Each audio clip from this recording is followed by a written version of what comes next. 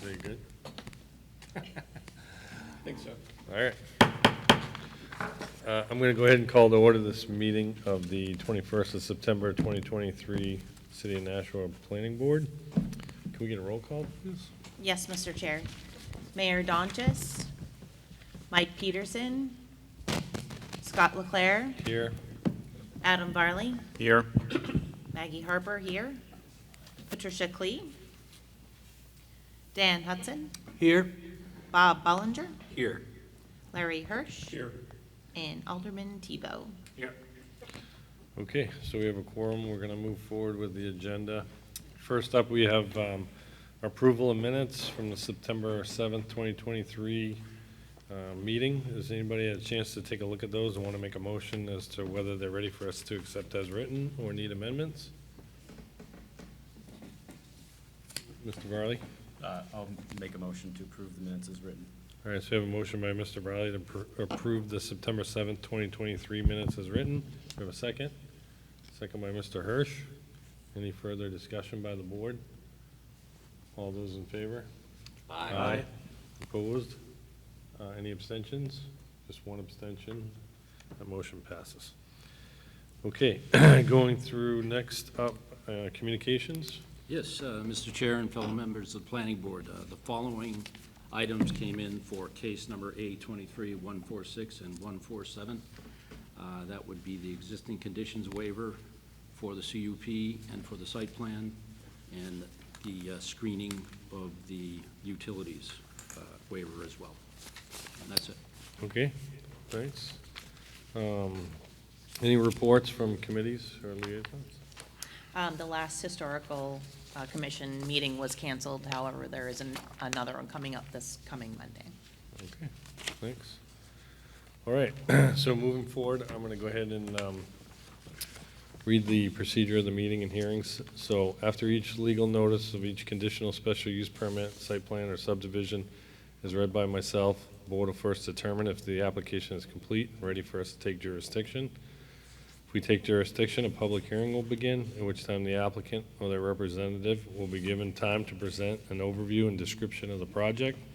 They'll speak to whether or not they agree with the recommended staff stipulations, and the board will have an opportunity to ask relevant follow-up questions of the applicant or staff.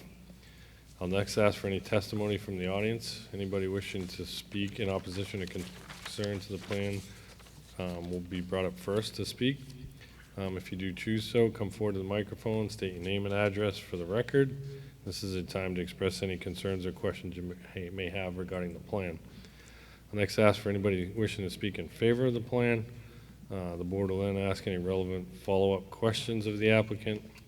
The applicant will also be given a rebuttal period, at which time they can speak to any concerns raised by public testimony.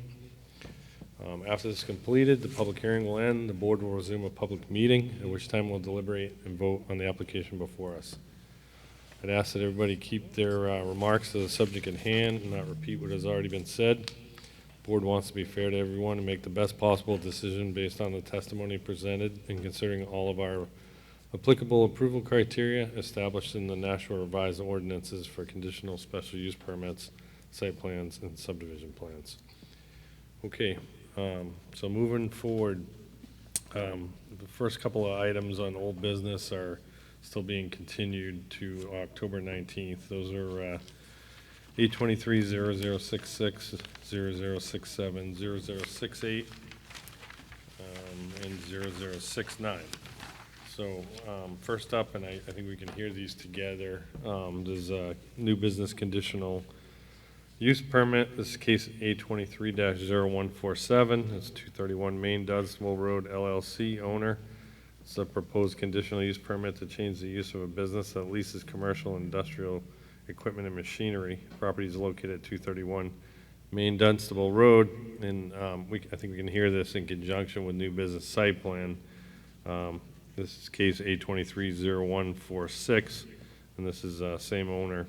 Proposed site plan amendment to NR 2146 to change the use of the property, including two building additions that were previously approved in 2017. Again, the property is located at 231 Main Dunstable Road.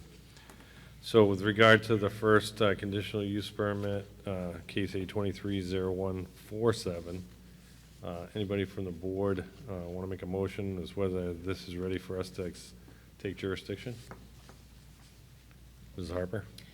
Yes, Mr. Chair, I'd like to make a motion that new business conditional use permit A23-0147 is ready for us to take jurisdiction. Okay, so we have that motion to take jurisdiction. Do we have a second? Second? Second by Mr. Ballinger. Any further discussion on the jurisdiction by the board? All those in favor? Aye. Opposed? None. That one's in jurisdiction. On the second matter, A23-0146.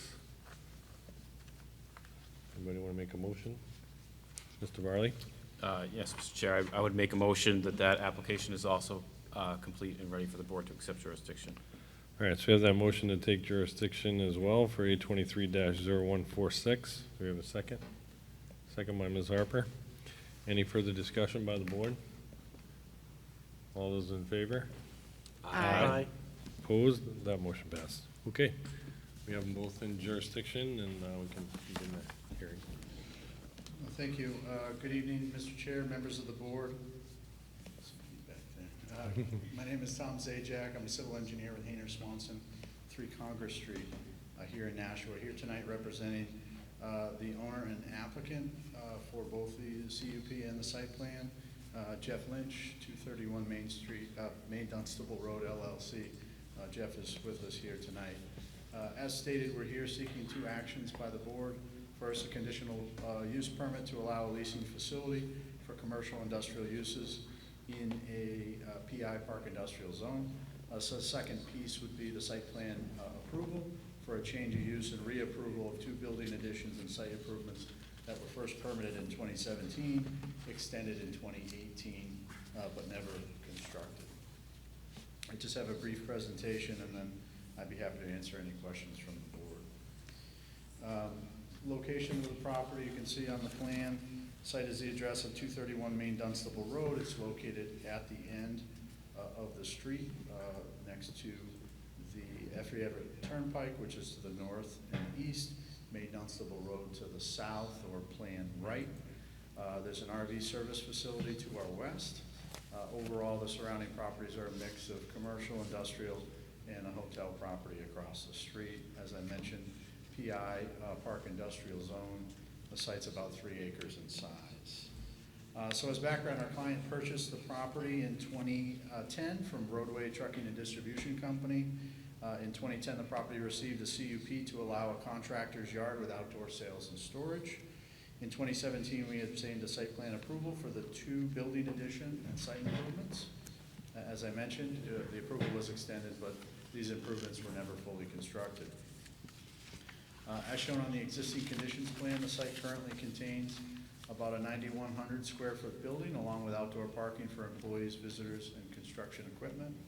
The site also contains outdoor storage of contractor materials and equipment. It is the home of both Lynch's landscaping and excavation businesses.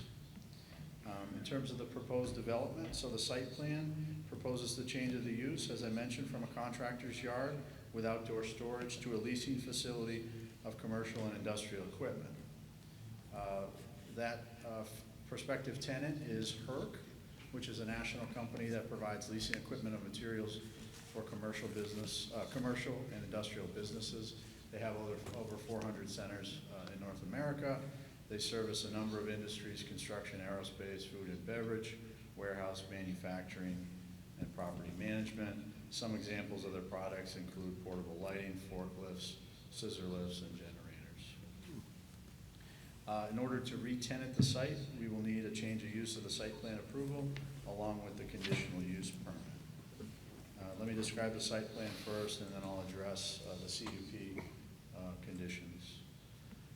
So in terms of the site plan, this is essentially the same plan that was approved in 2017 and then extended in 2018.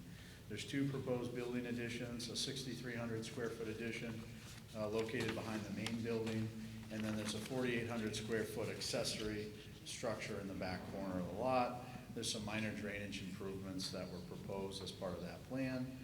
We're using the same architectural plans that were approved in 2017. There haven't been any changes to those. Those were included as part of the application.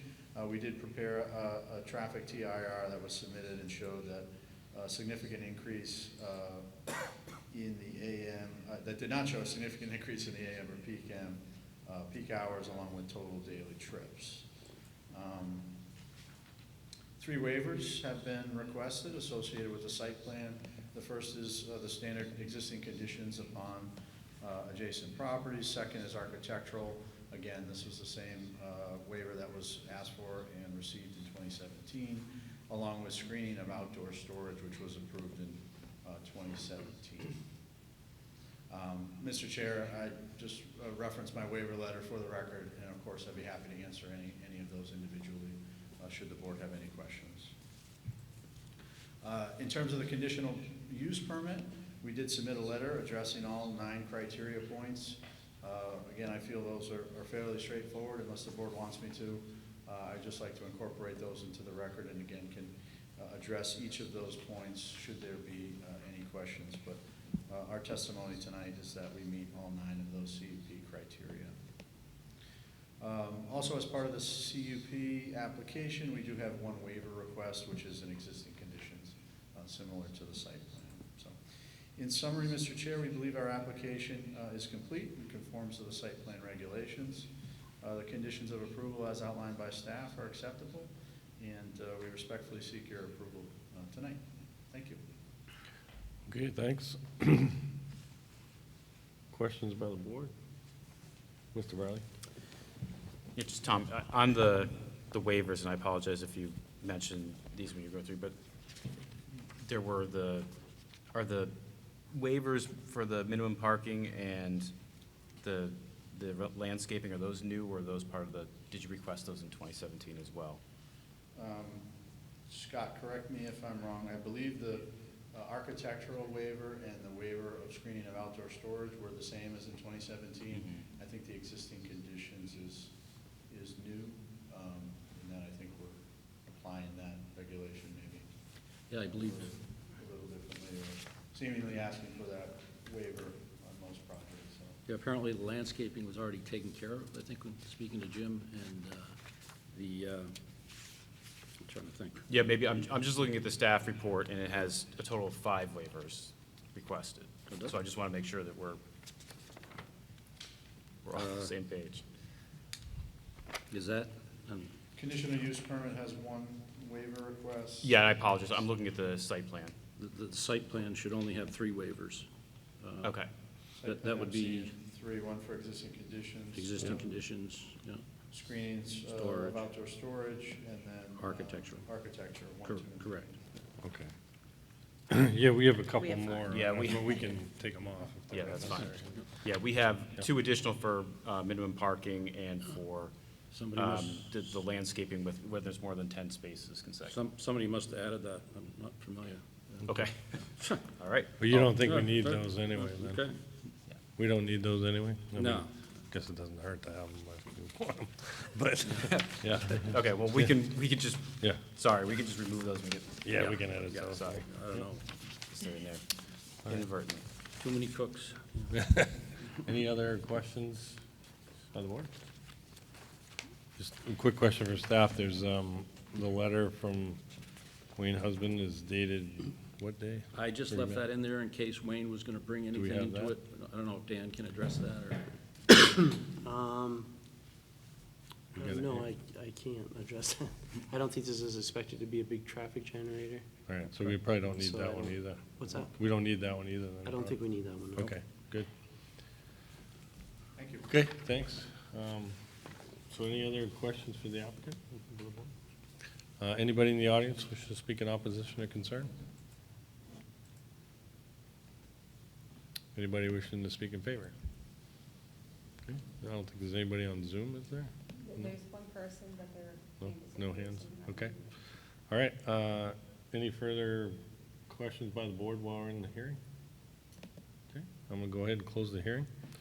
Move on, so welcome any comments, seems pretty straightforward, but I think the main thing is really only, on our staff report, it looks like number 1, which is the existing conditions, number 2, which is the screening and storage areas, and number 5 are needed.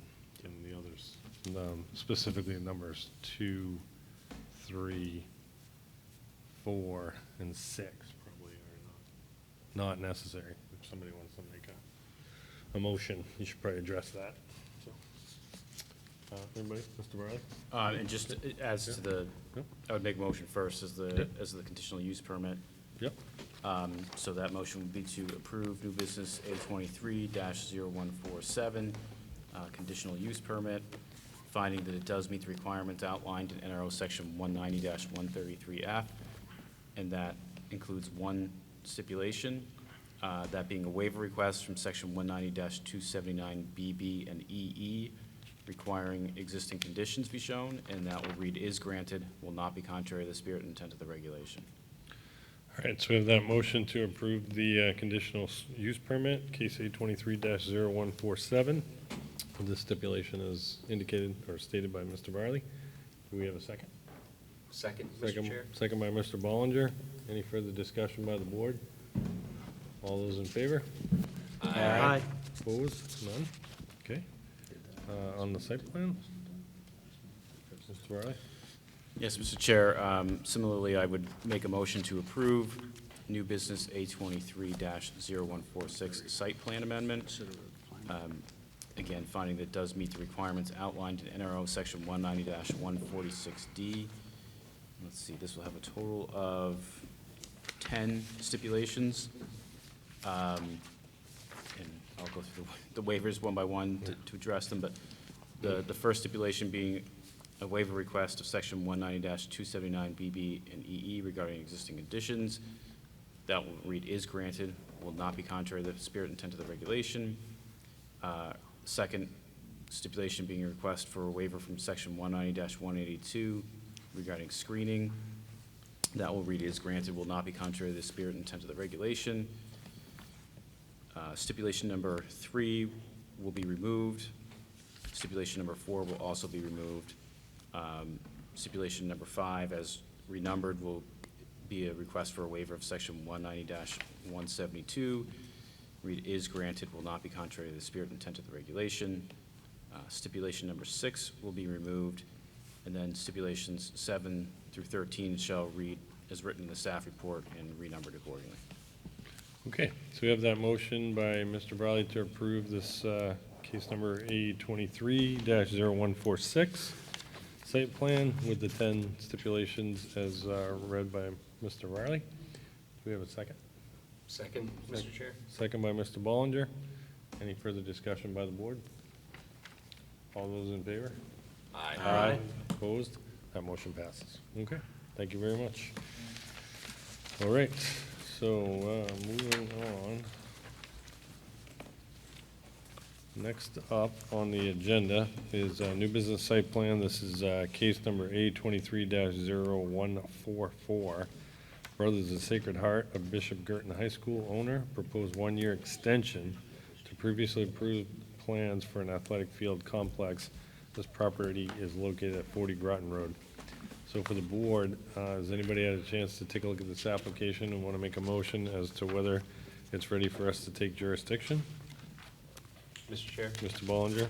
Thank you, Mr. Chair. Yes, I would like to make a motion to accept jurisdiction over new business, case A23-0144, property located at 40 Groton Road. Okay, so we have a motion to take jurisdiction. Do we have a second? Second? Second by Ms. Harper. Any further discussion by the board on the jurisdiction? All those in favor? Aye. Opposed? None. We have jurisdiction. We can begin the hearing on this one. Good evening again, Mr. Chair. For the record, Tom Zajac, a civil engineer with Hayner Swanson, 3 Congress Street in Nashua. Fairly straightforward extension request before you here tonight. I'll be extremely brief. Again, I think most of the members of the board were here a year ago, so again, if there's any global questions about the project, I'd be happy to answer them. We're seeking a 1-year extension for the site plan approval. I think if you look back at the minutes, we Cricket in here. we were forthright in our presentation that said the reason we were before you last fall was that we were, sorry to throw me off. We were looking to purchase the property and needed some time before we got through some of the permitting, survey legal tentacles here, along with the fundraising campaign that was needed. So we envisioned at that time a spring 2024 start. Pleased to report that things are going well, and we might actually look to break ground on the site work this late fall and winter. The bulk of the project still slated to start in the spring. There are two changes that we requested of staff that I believe both planning and engineering have weighed in on in terms of the timing of some of the conditions of approval.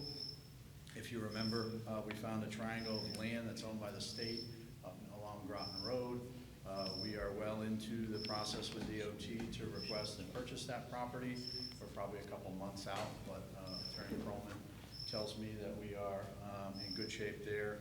And then after that, we have to go through the petition of Board of Aldermen for the discontinuance of that old portion of Groton Road. So both of those prior to that were issuance of a building permit.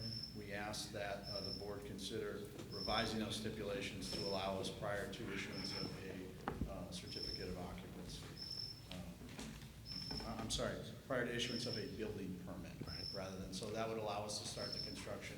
Of course, the only building permit needed on this site are the small maintenance locker room facilities. So that's really the only change. Again, I'd be happy to answer any questions, seeking your approval tonight, and hopefully clear the way to start this project later this year. Thank you. Okay, thanks. So for the board, anybody have any questions of the applicant? No? It's Okay. crickets. Crickets, no, okay, I don't have any either, so, at this point, I'll open it up. Anybody in the audience wishing to speak in opposition or concern to the plan? Anybody wishing to speak in favor? Okay, any further questions of the applicant by the board? All right, I'm gonna go ahead and close the hearing on this one. Seems like a pretty straightforward extension. I don't know if anybody has any comments or wants to discuss anything on it. Just as a general side note, my empathy to the applicant for anybody waiting for anything from DOT right now. It's it's a slow process. So I certainly hope that doesn't hold up the applicant, but it is a very slow process. So Okay. I'll end it there. Thank you, Mr. Chair. Anybody else? All right, anybody want to make a motion? Mr. Ballinger? Thank you, Mr. Chair. Yes, I'd like to make a motion to approve new business, case 823-0144, with the 3 stipulations as listed in the staff report. All right, so we have that motion by Mr. Ballinger to approve case A23-0144 with the stipulations as indicated by Mr. Ballinger. Do we have a second on it? Second by Mr. Hirsch. Any further discussion by the board? All those in favor? Aye. Aye. Opposed? None? That motion passes. All right. Moving on with the agenda. Next up, case 823-0145. This is ZJBV Properties LLC owner. Proposed 1-year extension of 2 84-unit apartment buildings along with associated site improvements. This property is located at 152 Temple and L Bridge Street. So for the board, has anybody had a chance to take a look at this application and want to make a motion to whether it's ready for us to take jurisdiction? Mr. Chair? Go ahead, Mr. Ballinger. Thank you, Mr. Chair. Yes, I'd like to make a motion to accept jurisdiction over new business, project 823-0145. All right, so we have that motion to accept jurisdiction. Do we have a second? Second by Mr. Varley. Any further discussion on the jurisdiction by the board? All those in favor? Aye. Opposed? All right, we have jurisdiction. Does somebody want to present? Good evening. I'm Greg McLeod from August Consulting, representing ZGBB Properties. Also on via Zoom is Michael Melanowski. He's from Allen and Majors. He's a civil engineer in case there's any technical questions. I submitted a letter to you folks on September 7th. I know it's not normal to ask for a fourth extension, but it's not normal what we've gone through the last couple of years since approval in 2019. First COVID hit, then there was some cold feet because of the asphalt plant in the area of people buying this site. If you remember, we got the Henry Hayden project and this project approved at the same time. The Henry Hayden project has been moving along. This is a little bit more expensive project, bigger project. So interest rates went up, construction costs went up, and here we are tonight. So there is a letter of intent from GFI Properties. They put a hefty deposit down. We did have a telephone conference with planning staff. Just they wanted to hear from their plans, and their plans are to. They're in the. It was August 15th. They have 90-day due diligence. One of the conditions was, a one-year extension. I've gone back and forth with Linda. I understand the city's nervousness about another year. I know a staff report says 6 months. I've talked to architects. The other problem too is the architects are just 3 to 6 month backlog trying to get something done. I talked to Linda about that. So I think one of the conditions on we're making progress and maybe showing some progress plans. The other thought I had, Linda, today was I had a chance to talk to you was maybe 8 months, because there's 2 more months of the due diligence period. He's not going to start spending money with the architects till he knows that the site's clean. And environmental reports are taking 6 weeks to get done. So that's all that's happening. So with that, I'm happy to answer any questions. Like I said, Michael's on Zoom. There are no changes to the plan. The plan's a good plan. It was a good plan from day one. We went through a year of approvals with you folks, came out with what I thought was a pretty good plan, and that's where we are. So I'm happy to answer any questions. Okay, thanks. Any questions by the board? For the applicant? So you're essentially asking for a year, but you'd be okay with 8 months? Yeah, 8 months would not cause an impact to what you're trying to get done? Yeah, what 8 months does, gets us through the due diligence, and it gives the architect 6 months to get plans in, or file a building permit, really. Okay. And that's consistent with GFI. They want to start construction in the spring. Okay. All right. Go ahead, Alderman Tebow. Thank you, Mr. Chair. So my question was, so the asphalt plant got shot down here. Yeah. They're also, obviously, they're suing the city. So there's always that possibility that they win their suit and they're able to, will that impending, and the suit will probably take a while, I'm assuming. Will any of that scare away this going forward like it did before, or? They're fully aware of, the potential buyers fully aware of what's going on. I've never worked for the buyers, but just talking to the gentleman, and he mentioned this to staff, was that they have 2 projects they're just finishing up. So this one kind of fits in the next one up. I think it was Merrimack and Bedford. I think he said that they have 2 projects they're just finishing up now. Okay. Thank you. Are there questions of the applicant by the board? Okay, thank you. I don't see anybody in the audience, so is there anybody on Zoom that isn't the engineer? No, I'll just ask, is anybody in the audience wishing to speak in opposition, concern, or in favor of the plan? Doesn't see anybody, okay. Any other questions while we're in the hearing for the board of the applicant or staff? Okay, all right, thanks. We'll go ahead and close the hearing. Move into the meeting. Yeah, I mean, this is probably a little unorthodox for us to go this far, but I can probably, this has been an unorthodox 3 years of a little bit of craziness. So, I'm sort of sympathetic to that, and I'm not sure that tying up or extending the approval has any negative effects. I mean, we want to, in my view, we want to see something get done here. The site's not great as is, so. Alderman Varley? Or, excuse me, Mr. Varley. Like- Just promoted you, That's right. yeah. Mr. Varley. Yeah, Yeah, I'm thanks. looking down the edge here. Yeah, I was just gonna add that, I mean, typically the concern we have about, additional extensions, particularly, out for a period of time, is that, that to some degree, the plan becomes stale in relation to, the ordinances.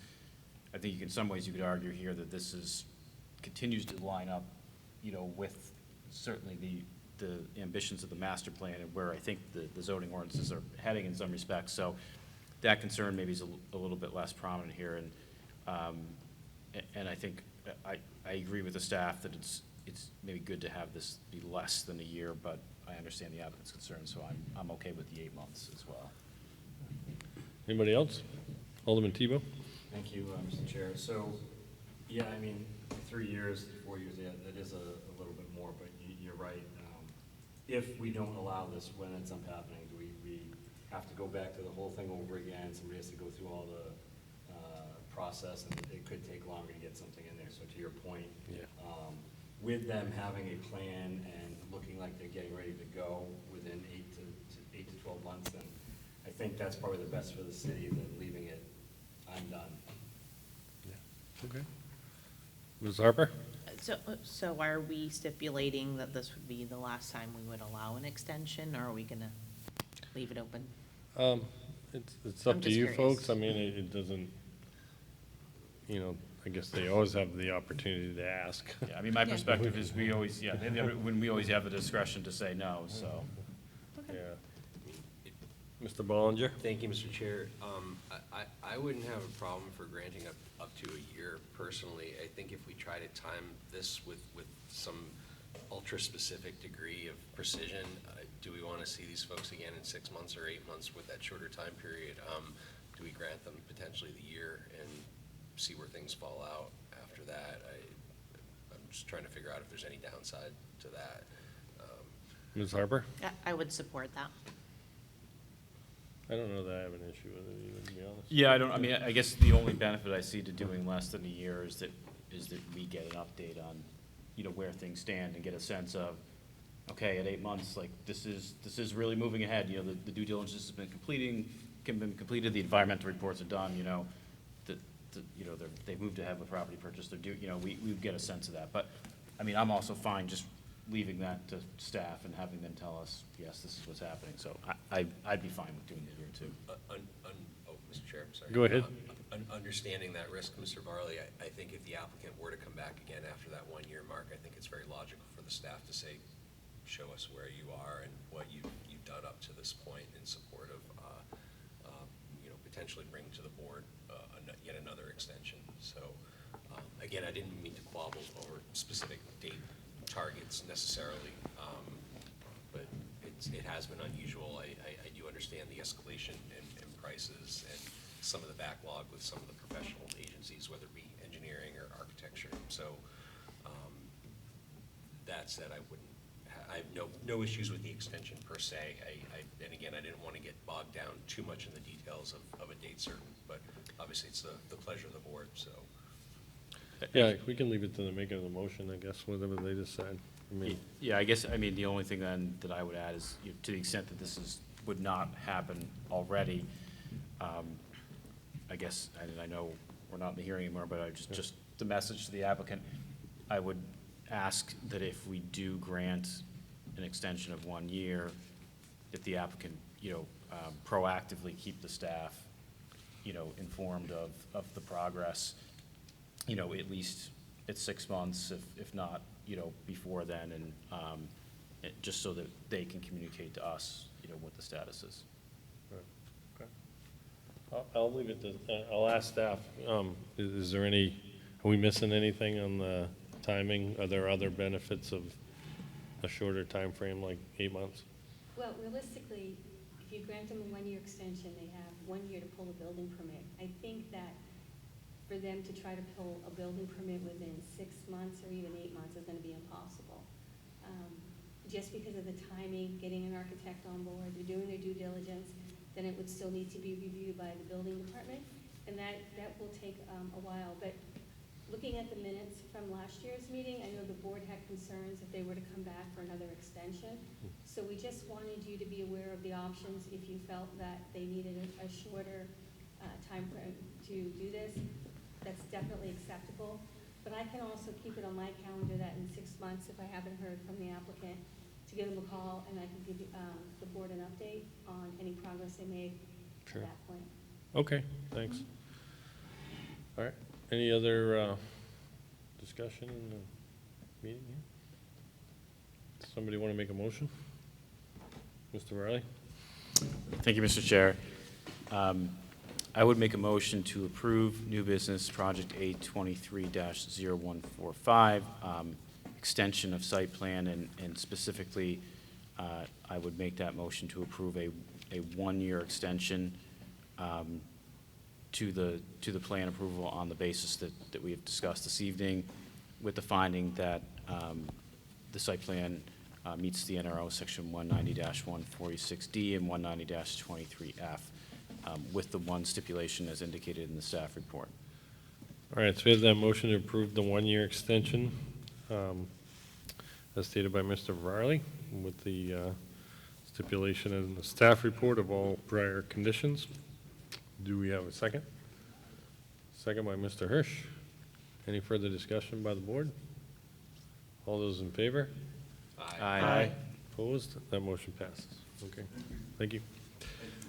All right, so moving on with our agenda, we have a few more items. First up is a referral, and this is a referral for O-23-59 from the Board of Aldermen. This is amending the Land Use Code notice provisions table and Historic District Commission review procedure.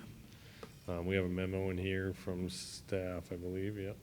And does anybody from staff want to speak on that? Or? Yeah. I know Sam is online. Yeah. If he wants to speak to it, or I can. Sure. Yeah, go ahead. I would be happy to. Yeah. What do you say? Good evening, everybody. I apologize for being remote, but this is a very straightforward amendment to the land use code. This is all relative to our notice provisions. A number of them in the current table were not consistent with RSAs, so we're bringing everything up to date, as well as tying them in exactly to our internal processes relative to meeting deadlines and ensuring that we're able to meet our deadlines, as well as provide adequate notice consistent with the RSAs, as well as anything in addition that we can provide. So with that, there were some changes we had to also make to the historic district section of the code, because there were some notice provisions that were provided in there as well. But I'll take any questions. It's fairly straightforward. Any questions for planning by the board? I mean, everybody's got a chance to read it. It seemed like most of the recommendations here were pretty reasonable and made sense to me, but. Okay. So our procedure here would be to make a recommendation to the Board of Aldermen, or either positive or negative, and with any comments. Anybody want to make that motion? Mr. Chair? Go ahead, Mr. Bollinger. Thank you, Mr. Chair. I'd like to make a motion to make a favorable recommendation of ordinance O-23-059 with respect to land use code notice provision table and the Historic District Commission review procedure. Okay, so we have that motion by Mr. Bollinger for a favorable recommendation of O-23-059. Do we have a second? Second by Mr. Varley. Any further discussion by the board? All those in favor? Aye. Opposed? None. That motion passes. Okay, so I don't think we have a tentative agenda in here. I didn't see the link on that. We have a couple of discussion items. We'll start with the sidewalk. Dan, did you want to speak on that a little bit? Yeah. Yes, thank you, Mr. Chair. So, I prepared about a 15-minute PowerPoint presentation. Yeah, I do have one, but it should be more on the order of 10 minutes, maybe. It's 9 slides. Yeah, I want to come in and kind of in this format, just have a discussion, and then we can see where we go from there. But So we're here to talk about the contribution in lieu of sidewalk construction. Next slide.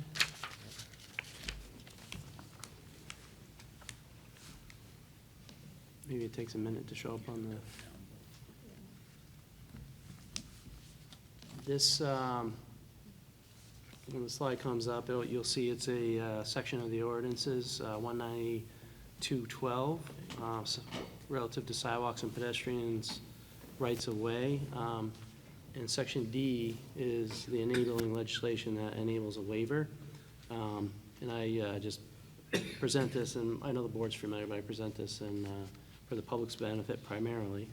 But the requirements for sidewalks may be waived if the planning board determines that the nature and/or intensity of the proposed use or the proposed use of other pedestrian facilities would obviate the need for these improvements.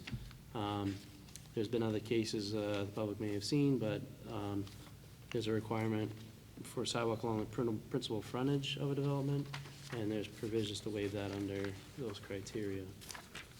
Next slide. Further in the ordinance, it talks about what that means. So if the board approves a waiver, a contribution can be made in lieu of the sidewalk construction, where the board accepts a contribution, and then that contribution is put in a fund. The city is divided into 4 quadrants relative to these funds being stored, and those funds need to be used in the quadrant from which they came from. 4 quadrants are divided by the Nashua River and the F.E. Everett Turnpike, north and south.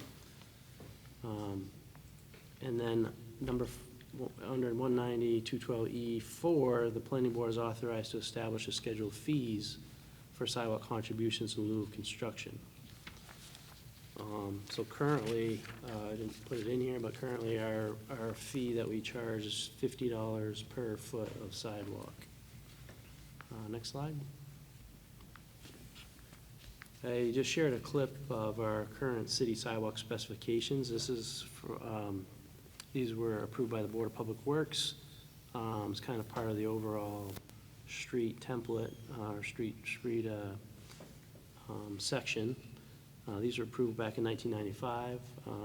We will be working to update these as we progress, along with some of the other documents that are kind of dated now and don't necessarily fully reflect our current working policy. But it shows a sidewalk, a 6-foot offset from the curb, slope curb. Next slide. I don't know if the board is aware, but we did inventory all the sidewalks in the city back in 2022. We did that collaboratively with New Hampshire Regional Planning Commission. We each fielded a field crew using interns and staff, engineering staff, where all the sidewalks in the city were walked, and they were rated for various defects and that sort of thing to assess their condition. This is kind of the dashboard from that effort, but to summarize, the city has 185 miles of sidewalk, so quite a bit of sidewalk. Almost 700 crosswalks, 2,700 curb ramps where the sidewalk tips down to meet intersecting streets, and so on and so forth. On the bottom left is the condition rating summary, and on the next slide, Linda, I blew it up so you can read it. Of all the 185 miles of sidewalk, we found that 52% is in good condition, 63 miles is in fair condition, and 14%, or 26 miles, is in poor condition, requiring some reconstruction effort. Types of sidewalk that we have in the city: asphalt, we have 105 miles of that, concrete 79 miles, and 1 mile of brick. Next slide, please. So I wanted to talk a little bit about what we're actually paying to build sidewalk, new sections of sidewalk. The first category here is concrete sidewalk with granite curb. That is running us about $240 per linear foot. That's driven by a couple things. Prices have escalated over time. just due to inflation and other things, you know, limited number of contractors doing the work. But the effort to build a sidewalk for such a small feature is pretty significant.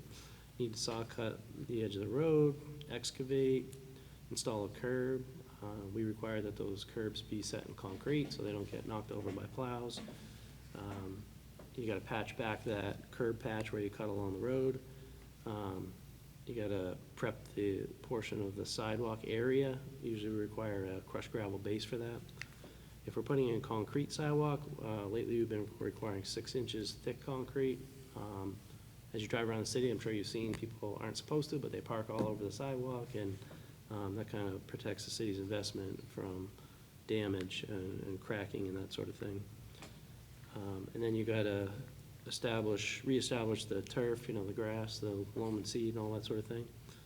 Erosion control, and then there's the general categories of effort that go into a contract, such as mobilization, the traffic control effort. Sometimes drainage installations required, where you have to actually go put in catch basins and pipe to capture the drainage, since maybe you've added a curb along the edge of the road in order to create the sidewalk, a safe separated sidewalk in elevation in addition to offset. And then there's the curb ramps, as we spoke about before. Curb ramps are very expensive. They're running us anywhere between $3,000 and $10,000 per curb ramp.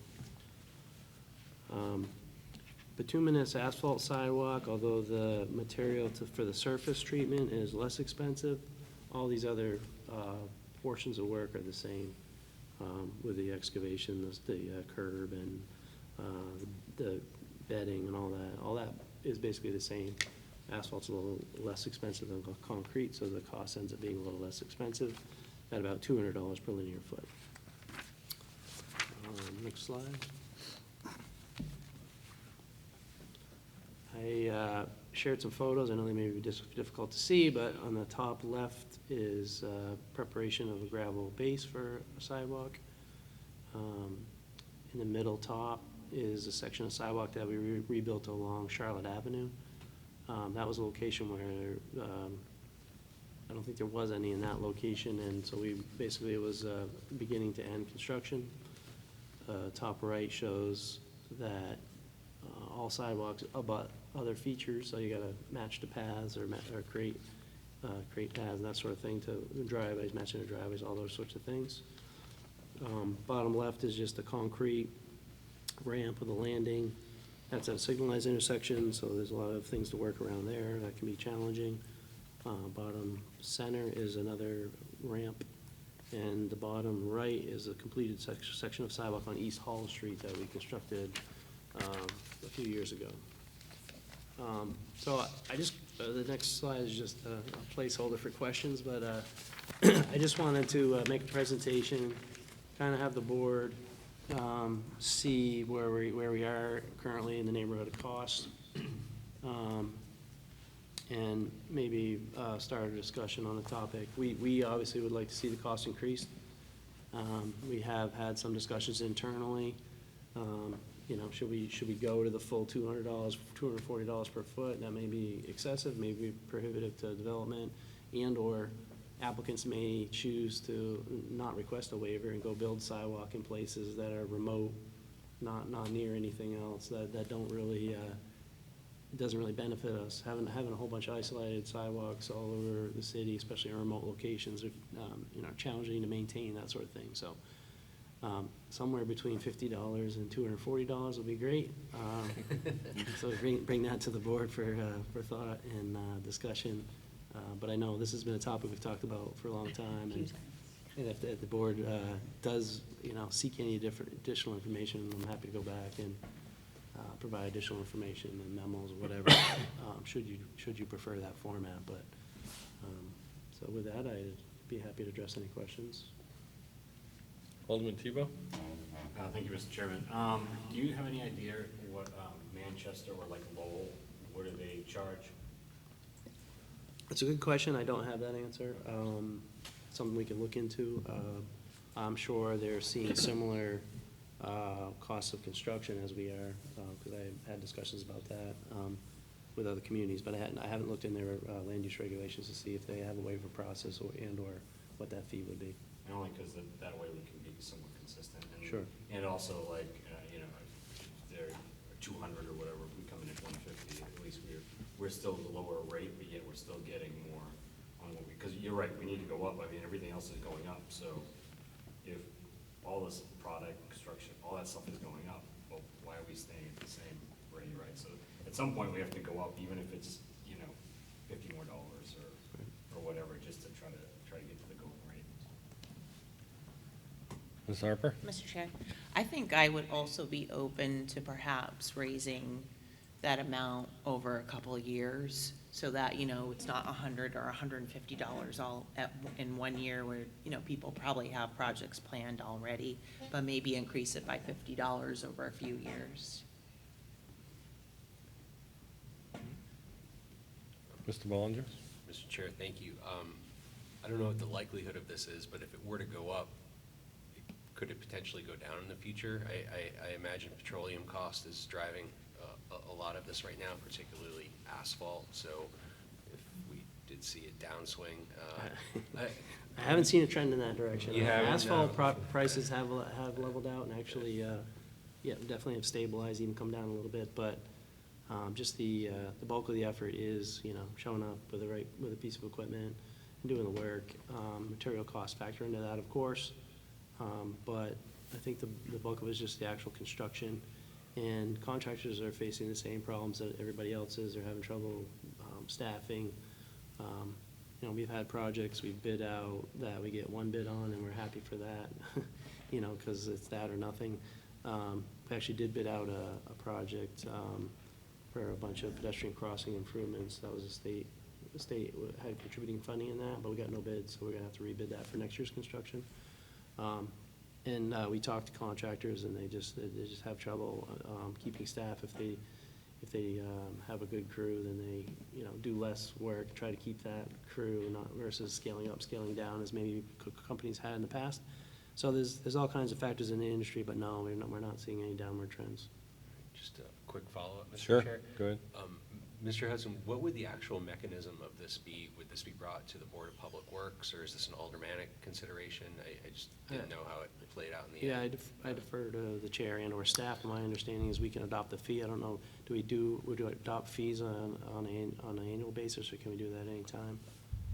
I For believe staff. we had a sidewalk workshop back in maybe 2017, 2018. Yeah. And we talked about the price, and I believe it's the planning board would decide the fee that they want to accept, but I can definitely check further on that. But I mean, believe Yeah, that's- The ordinance does say that the planning board has the authority to set a fee schedule, so. Yeah, I And that's believe- effectively what we did with that last session. But we kept it at $50. It's been that fee for quite a while. As long as I can remember. That's Yeah. a while. That's like a decade. Yeah. Mr. Hirsch? Does the cost vary tremendously depending on the size of the job involved? In other words, with a larger complex or whatever else, you know, obviously, is there big savings? Yeah, that's an excellent question. So, yeah, that is the case. The bigger the project, usually the less cost. So as part of the paving work we're doing, we're rebuilding sidewalk ramps. On the streets we pave, that's required by federal law. But we get much better pricing. I had noted like the ramps range from 3,000 to 10,000. Well, the 3,000 is what we see on our paving projects. The 10,000 is what we see if we bid out, you know, individual sidewalk projects that aren't as of such a scale. So it does vary quite a lot. Could there be a sliding scale of fees, for example, depending on the size of the frontage we're dealing with? Would that make sense? Yeah, I mean, anything like that could be considered. I mean, it comes down to administratively, how complicated you want it to be. I mean, I was thinking through, okay, primarily we have asphalt and concrete sidewalk. Should we have a different fee in the areas that have concrete sidewalk, because that costs more than the areas that have bituminous? Should we, you know, average out the total amount of sidewalk we have in the city and come up with a blended cost and then those sorts of things? And you know, I think it would be helpful to keep it simple administratively. So I guess my recommendation would just be to set a fee But sure, maybe a two-lot, That's what I was you know, thinking. subdivision. I mean, some lots, that could have the same frontage as a 12-lot subdivision, right? In terms of the 12-lot would go back, and so yeah, I can see that there could be a case for sliding scale, It'd have to be based on the footage. Linear footage, Yeah. the footage, yeah. linear street frontage, or however you Yeah. describe it. Could get complicated, though. It could. Yeah, Just a The question. la- the other that's thing only is too, is some- that Good would question. imply a higher rate for smaller projects, I right? know. So, And generally, the smaller projects don't have as much because they're gonna have less I fun. think- dollars to work with. Less Yeah, I think the last one we saw was a two-lot, and that was about $8,000 or so, right? Yeah. So it's not insignificant, and again, I don't want to promote constructing a bunch of sidewalks all over the city that we don't need. We have enough sidewalk already that we need to maintain, take care of, and improve. So yeah, I mean, there's a lot of factors that go into consideration of setting the rate, but it is time for an increase of some sort. Yeah. Other thoughts? Mr. Varley? I'm just thinking further to Ms. Harper's suggestion about, maybe a phased approach. We could establish, just throwing this out there hypothetically, like, as of January 1st, 2024, the rate goes up to $100 per linear foot. As of January 1st, 2025, it goes to $150, and then, I don't know, something like that. Yeah, to Because get- that gives people more advance notice, allows us to gradually increase the rate. Seems reasonable. That seems administratively easier than trying to adjust on Yeah. footages and stuff. So I'd be in favor of that. So the mechanism is it just a motion, or is it draw up? Because is there a written down fee schedule somewhere, or? The Yeah. only fee schedule that I have seen is in the minutes. Right, When we had that workshop. right, It's the only place that I have seen it written down. yeah, Not an annual, we go through an annual budgeting process, but that's not really fee setting. no, We don't have, Review bylaws once a year, but yeah, Yeah, since the sidewalk meeting, we've had the uniform formula that we've been using right along. yeah, the formula, I think is fine, so. So maybe it could just be Should be a motion. a motion to amend Yeah, the current sidewalk guidance we have to just reflect the increase in the rates? yeah, I think there was minutes from that, maybe we could I get. actually have them at the next meeting. Yeah, maybe staff could propose an amendment to those minutes based on this discussion. Right. And we could just vote on that. And we can set the dollar value then. You can leave that a line or whatever for now. Yeah, and people can think about it till the next meeting. It'd be also interesting to hear what other towns and cities are doing. Yeah, we can do our, yeah, and that'd be good to do a little research on that in the meantime. So, in the next meeting, we could have that research, have an amended set of minutes that has the schedule in there, and then we can sort of fill in the blank, because we'll have some basis. We've got the basis of what it costs, and then maybe we can get the basis of what some of the other municipalities around us are doing. And make it, just wrap it up in one more session. Seem reasonable? Yes. Okay. yes, it does, thank you. All right. Okay, anything else on that, Dan? Are you good? No, I'm good for now, yeah, we'll get the additional information together Okay, for the next meeting.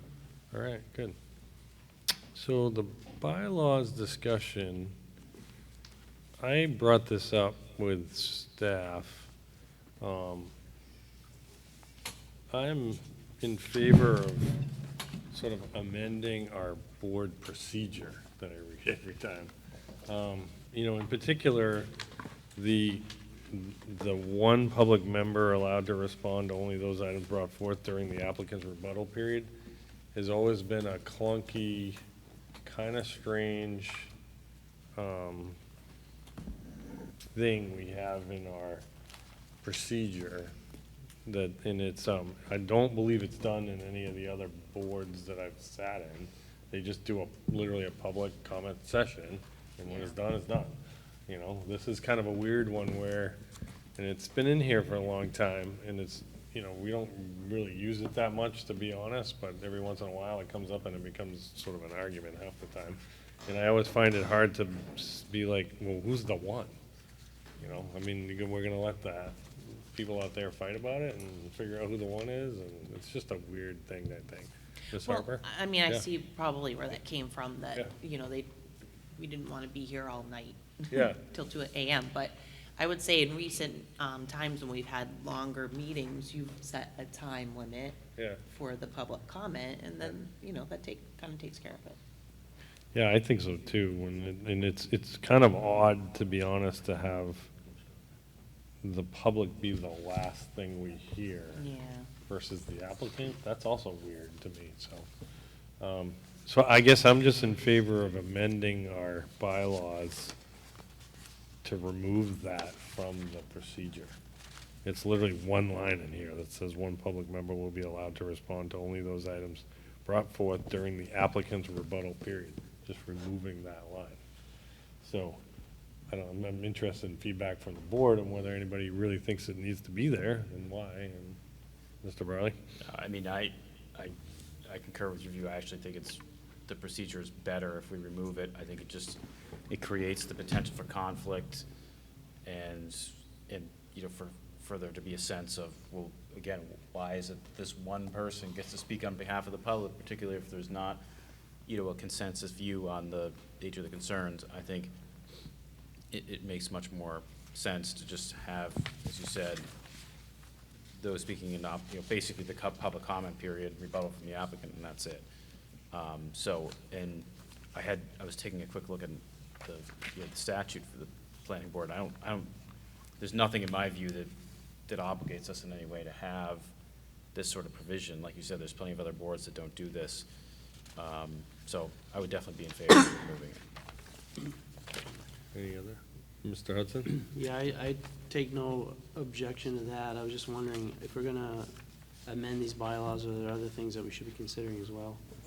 There definitely are. I mean, talking to planning, there's a few funky wordings in here. I mean, the process I was gonna recommend is actually for planning to go through and propose amendments to us, send it to us, and then we could get some feedback, and, you know, not do it in this meeting again, Yeah. but have them understanding and listening to us to propose amended bylaw, and then we can just vote on the amendments to Yeah, it. for Yep. that makes a lot of sense to me.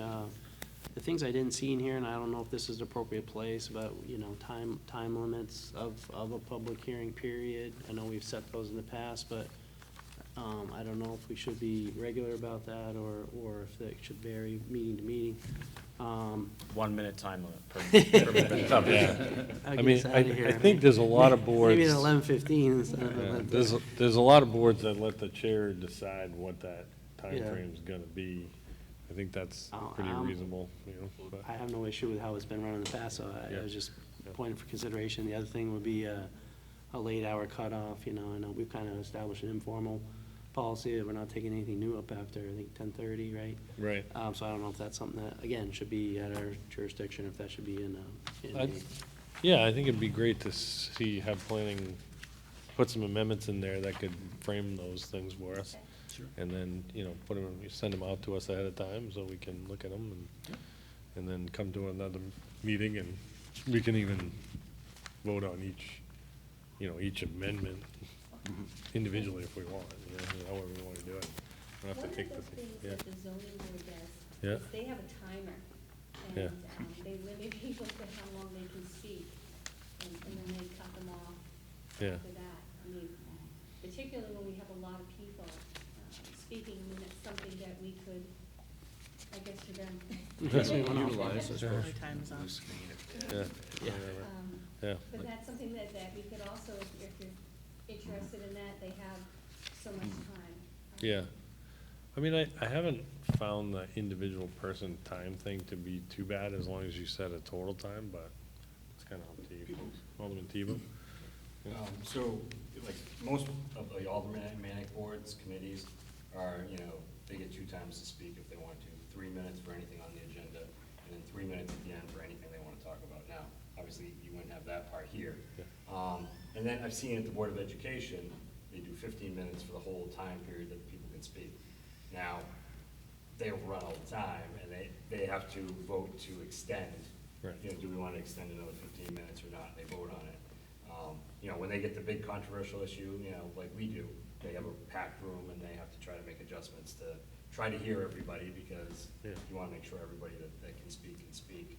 But, you know, sometimes, I haven't seen it here where people just go on and just do a long, you know, 20-minute speech or anything. So we've had a few that have had, you know, multiple papers that they will go through and read word for word. Yeah. But, I mean, that's not gonna be 3 minutes, it's gonna be over 3 minutes, so. Yeah. I haven't had that much time controlling the amount of time. I mean, most people are pretty cognizant if you put a 30-minute and you make a line behind them, they don't take all the time, because the rest of the line is not happy with that. Yeah, I mean, those are all good points. Maybe you could think through those a little. Mr. Hirsch? It seems that people, if they know there's a certain time constraint, 3 minutes, for example, they'll tend to compress what they're trying to say and get it across much more efficiently, rather than rambling on and on. Yeah. Which has happened a fair number of times, I think. Yeah, We get lectured, basically. And I think, okay, make your point. I think 3 minutes is adequate in those situations, so. I would, Ms. Harper? I was kind of going to say what you were just speaking about, that we had a couple of instances where we had people come in that were, you know, professionals of certain kinds, and I felt like they took up a lot more time than, you know, the people that lived in the neighborhood, like, let's say, so perhaps they didn't get as much time as that one person representing, or whatever, one person, individual. Yeah. But- Mr. Bollinger?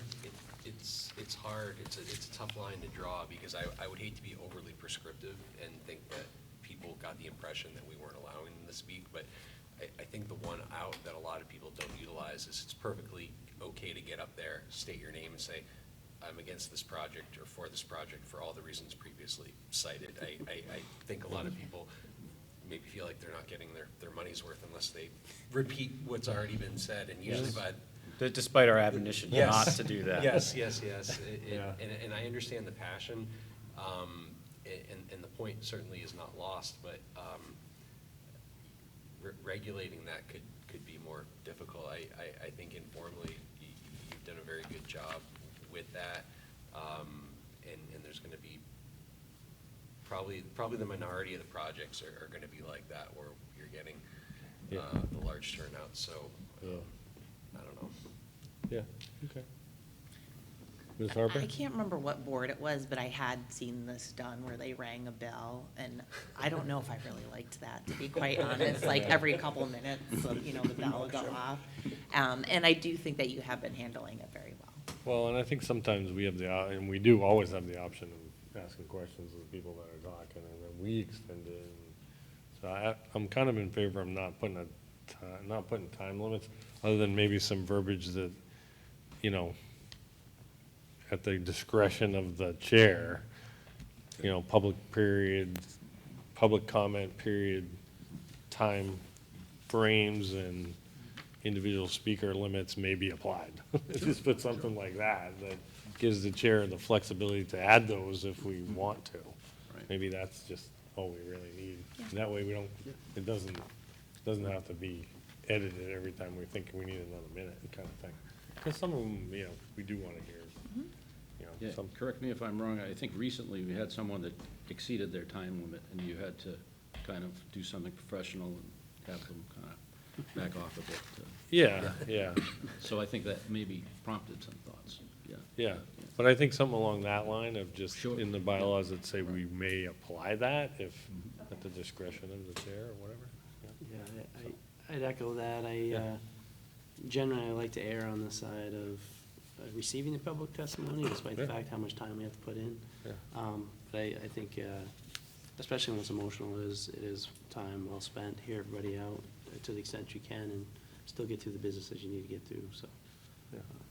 Alderman Tebow? But when they come here, it's very specific, and it's for, you know, a lot of times they're giving testimony when they're public speaking, and they may tell us something that, you know, we haven't heard or don't know.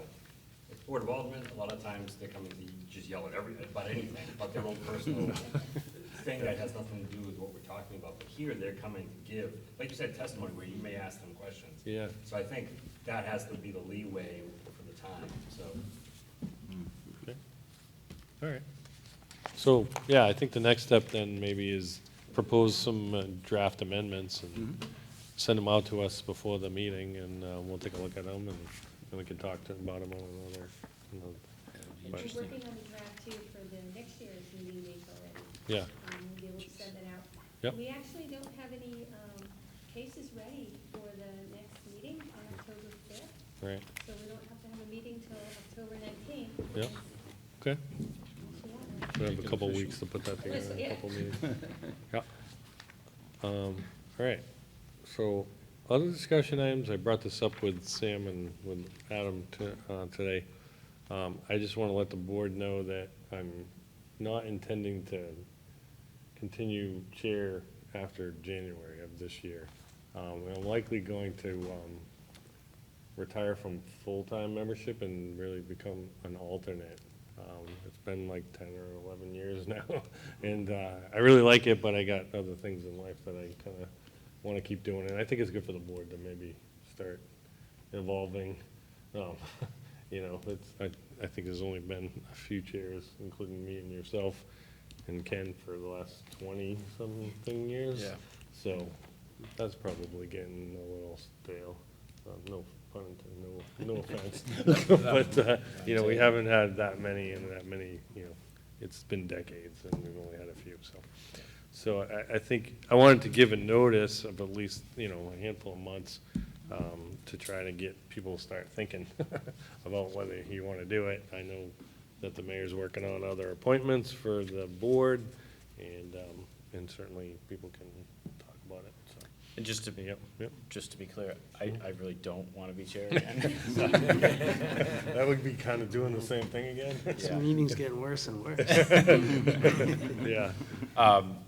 But, you know, as I said to Scott and Sammy, I mean, I'm more than happy to be supportive of sort of transitioning someone into the chair and continue to be the vice chair, and then, you know, that relieves some pressure off of the chair. You know, so somebody, you can't be there for a particular meeting, or if there's, you know, need support otherwise, but I really do, I agree with Scott. I mean, I do think it would be good to transition some of the, you know, leadership roles we've had on the board, because it has been, you know, a small group of us for a Is there an long time. alternate currently? There are no alternates currently. The only other person we have is Mike Peterson, right? That's not here tonight. Yeah. That's Yeah, it, right? yeah. He's I the do believe mayor's there rep, is so. somebody that was- Yeah. Got appointed. There's one person I think that's, yeah, in the process of being appointed, and I am planning on maybe, or likely just becoming an alternate, so that if we get stuck in a quorum or something like that, can be available to kind of come in and support. Yeah, Me either, but, me either. so start thinking about it. I mean, you got months. So it's, anyway, that's all I got. One thing. Sure. So, thank you, Mr. Chair. So, you know, it would be remiss if Alderman Clee didn't have something to say, so. Even though she is not here, she has sent me something to announce, and there's no crowd, but maybe somebody's watching. So, she wanted me to do her a favor and announce this. So the area of Main Street, so the commuter rail, or not the commuter rail, the regular rail line over by, on the top of Main Street is going to be, the rail crossing over there is going to be being worked on Sunday and Monday of this week. So she said the area of Main Street that will be closed is basically from Franklin, Canal, and Pearson, Water, and Water Street. If anyone has questions, they can call Public Works, 603-589-3126, or Trish at 603-966-0979. Work will start Sunday at 6 a.m. and continue through the night until sometime on Monday. Weather determine how long it will take. She's trying to get this information out. I think she's going door to door tomorrow to tell as many people in that area that it's going to be closed, as people will go up there on Sunday and on Monday and find out they need to take an alternate route. She's sending out maps and stuff like that to the people so they can, you know, find their, because you can get around it, you just got to know how to get around it. So I've done my duty, I announced it, so. All right, great. Thank you. Any other discussion items at this point? Okay. Anybody want to make a motion to adjourn? So moved? So we have a motion to adjourn by Mr. Ballinger. All those in favor? Aye. Opposed? That motion passes. We're adjourned to 8:14. All right, didn't even need my battery.